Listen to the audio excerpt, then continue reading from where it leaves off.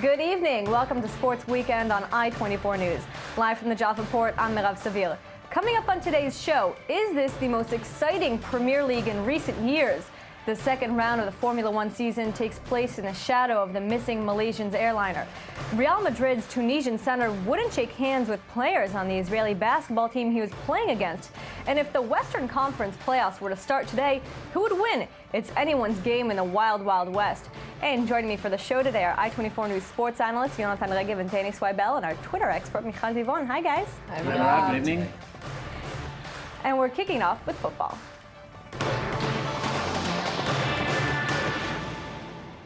Jonathan, we're coming right to you with the top and flop of the week. The Premier League. It seems like every week somebody else is at the top. It was Arsenal, it was Chelsea. Every week, is this the most exciting, the best season so far? In years, by far. I mean, we had 4 teams. Arsenal probably lost it, but we have 3 teams, and the lead is constantly changing. It was Arsenal, then Manchester City, then Chelsea, but they lost, and then Liverpool just won tonight, 4-0, and they're first. Every time something changes, and you never know what is going to happen, and it stands, especially it stands above the other leagues, because if we look at Germany, we look at France, we look at Italy, their leagues are practically sealed. They're already been decided. The Bundesliga was won last week. Exactly. That officially already happened. In Italy and France, it's going to be officially decided very soon. And in England, things are happening every week. Something is changing, and that drama is going to go on probably until the end of the season. And with it changing every week, that means it's so close at the top. I mean, the top 4 are separated by 4 or 5 points, exactly. And that makes the race to the end that much more exciting. Exactly. Liverpool is only 2 points above Chelsea, and then Manchester City are a point behind, but they have games in hand, so everything changes, and teams are losing points all the time. Manchester City was in good position, then they lost 2 points yesterday because they tied away at the Emirates Stadium against Arsenal. Chelsea had the lead, but they lost this weekend. They lost 2 weeks ago to Aston Villa. All the time things are changing. You cannot know what is going to happen. In France, you know, and in Italy, you know, top teams always win. In England, every time something happens, it's very, very interesting. So basically what you're saying is don't blink because you're going to miss something in the Premier League. Exactly. Every time there's a match day in the Premier League, you make sure to be there. So always some drama going on. And moving on to your flop, Monaco is 13 points behind PSG. But it's not the fact that they're not going to win that's most disappointing. It's the fact that they're not playing like they're trying to win. Exactly. We knew Paris Saint-Germain, even though Monaco came with a big money, Paris Saint-Germain was favorites. So it's all right if they win the championship. But they have a 13-point gap. I mean, there's no drama at all. Monaco is not even bothering them. Yes, we were not expecting them really to be the champions on the first season after coming from the second division, even though with the big money, and they had the bad luck of losing Radamel Falcao to injury. Still, they gave up this fight. It seemed way too easy, and Paris Saint-Germain are just cruising to their championship. Monaco not really bothering them. And Monaco had a great win earlier this week, and all of a sudden they had this horrible loss over the weekend. Exactly. Maybe they are putting a lot of emphasis on the cup, because Paris Saint-Germain is out of the cup, and Monaco is now in the semifinals, so they seem to be like the big favorites to win that trophy. So they have a new target in mind. Exactly. And when it comes to the league, you know what? They know that the first place is probably gone. They have quite a nice and comfortable advantage over Lille in third. So maybe they're just not putting too much emphasis on the league. There's something else that they're searching for. Jonathan, thank you. Thank you. And we now move to our report of the week.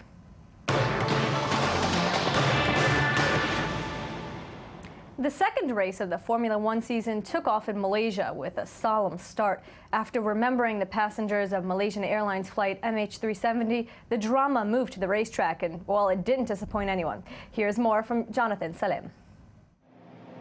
The atmosphere at the Sepang International Circuit was special, as the Malaysian Grand Prix opened with a minute of silence for the victims of the missing Malaysian Airlines flight. After the ceremony ended, it was time for action. Lewis Hamilton, who claimed a second consecutive pole position, took off with the early lead, while defending champion Sebastian Vettel was on his tail from the get-go. After 4 laps, Hamilton started to gain a comfortable lead from his Mercedes teammate Nico Rosberg. Red Bull duo Daniel Ricciardo and Vettel were lurking right behind him, while Ferrari's Fernando Alonso completed the top 5. The French drivers had their share of troubles in Malaysia, as both Jules Bianchi and Jean-Éric Vergne crashed and retired from the race, while Romain Grosjean finished at the disappointing 11th spot. The most interesting moment of the race came 3 laps from the end, as Nico Hülkenberg and Fernando Alonso battled for 4th place, a duel which was won eventually by the former world champion.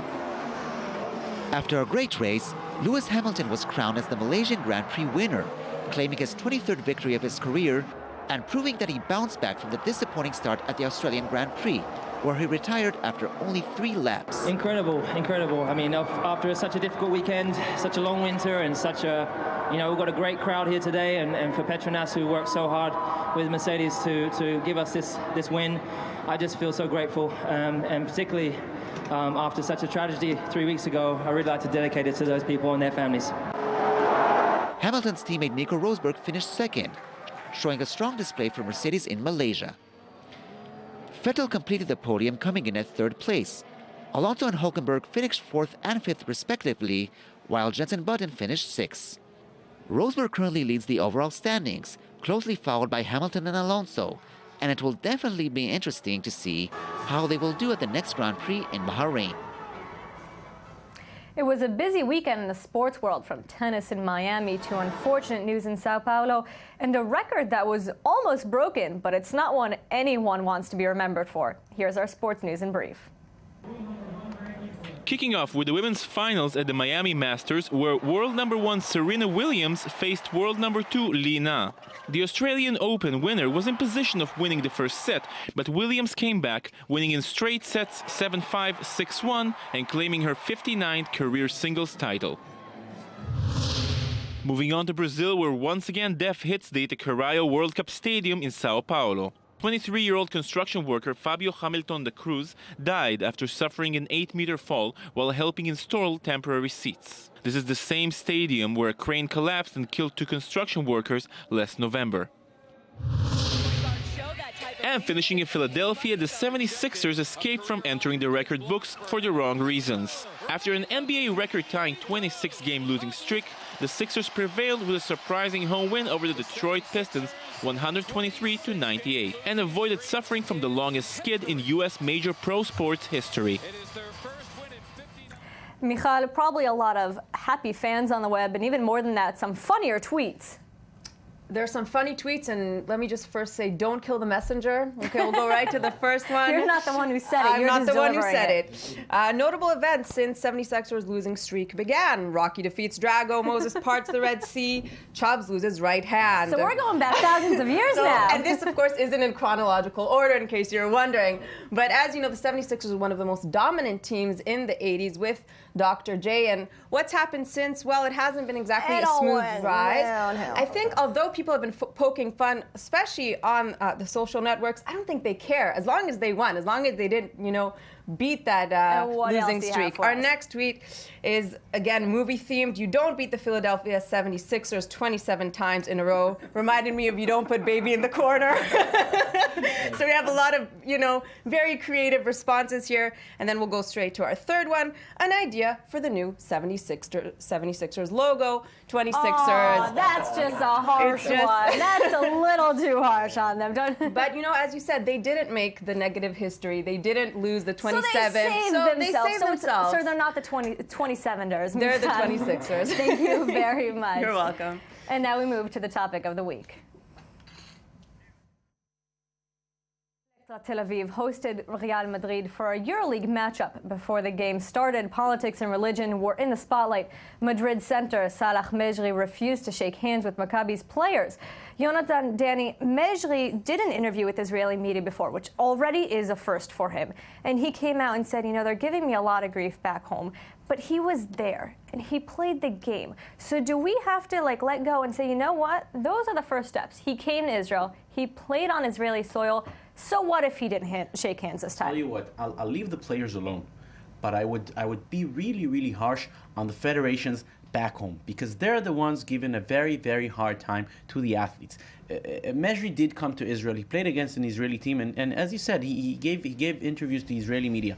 But he knows that the people at home and the federation at home are going to give him a really, really hard. Which they didn't want him to come here in the first place. Yes, but of course he's not representing his country. He's representing Real Madrid. His team can force him to come and can sanction him for not to come. So he has to come. And you know what? I don't think he became the greatest Zionist just by this visit to Israel, all right? But he was here. He did what he had to do. I'll leave him alone. I'd be really, really harsh on the Tunisian Federation here, on the Iranian Federation, actually telling their athletes, you do not compete against Israelis. You know what? You become an athlete. You send athletes away. You may run the danger of having to perform against those evil Israelis. That's it. That's it. I think he handled it like a gentleman. At first, I was like, listen, it should be about sportsmanship.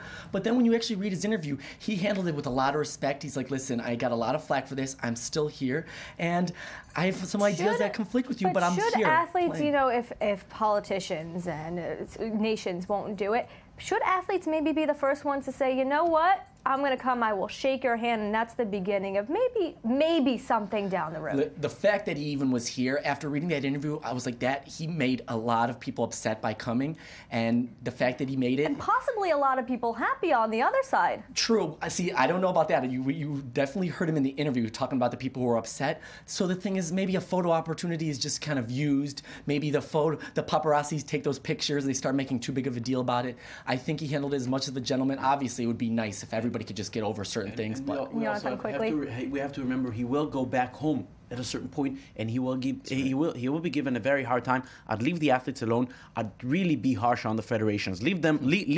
Let the players do what they want. If his team tells him go to Israel, he'll go to Israel. Leave him alone. Don't force him not to play against Israelis. And Michal, what are people saying about this on the web? Okay, so it is interesting to see the transition between February and March, because initially his reaction was, I'm playing, this is all about the sports, you know, nothing will stop me.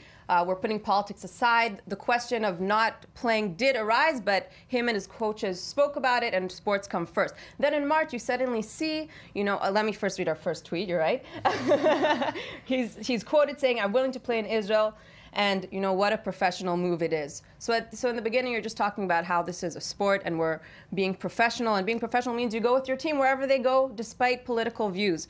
But later on in March, suddenly you see him reacting a bit differently. He's coming out with statements like, I don't recognize Israel as a state. This is moments before his encounter with Maccabi Tel Aviv.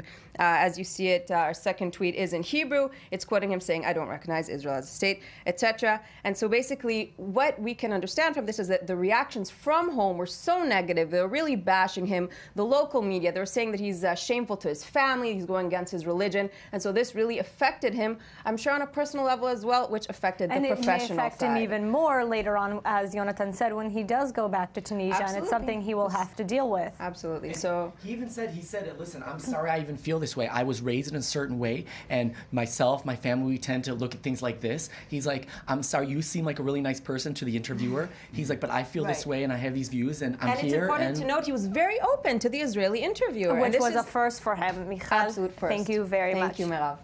And we're moving now to NBA action. We've spoken about it many times before. The NBA's Western Conference is stacked, and they're good. And Danny, if the playoffs were to start today, obviously we've got the two at the top. We've got the streaking Spurs, and we've got Kevin Durant's Thunder, which are absolutely incredible. But then there's that middle of the pack, and anybody can win any game in that middle. Anybody could win. You know I'm getting a little bananas inside that playoffs are coming. You know I love playoffs. I'm like a child. I get so excited. And the thing is, okay, we know the Spurs, OKC, we talk about them all the time. We know they're great. But the thing is, every team on the West Coast is great. And we're starting the LA Clippers and Golden State's the battle for California. How crazy is that? We're talking about California teams, and we're not talking about the Lakers. Where are the Lakers? It's unheard of. This is the third consecutive postseason for the Clippers. And I mean, come on, a champion of a coach, Doc Rivers. It's his first season with the Clippers. Chris Paul, the thing is, Blake Griffin, the power forward, one of the best in the league. Back spasms yesterday. Big shock to the fans. I think the stadium went completely silent yesterday when he went down. He's day-to-day. The thing is, they're going to play the Golden State Warriors, who are really good defensively. So they're going to need a real healthy Blake Griffin, the Clippers will, in order to beat that good defense in. But how real are the Golden State Warriors? See, this is the thing. Their offense is great in times, but the thing is, it's still not what it could be. You know what I'm saying? The roster, it says contender when you look at the Splash Brothers and all the players around them. And after that, we do have that other matchup, the Houston-Portland matchup, which could be just as good. You know, the Houston Rockets at the beginning of the year were the team that I wanted to see go really far. I mean, James Harden's one of my favorite, but again, these injuries. Dwight Howard is day-to-day with this ankle injury, so we don't know when he's going to come back. It said it wasn't so serious. Some of the Twitter feeds were saying it's not so serious day-to-day.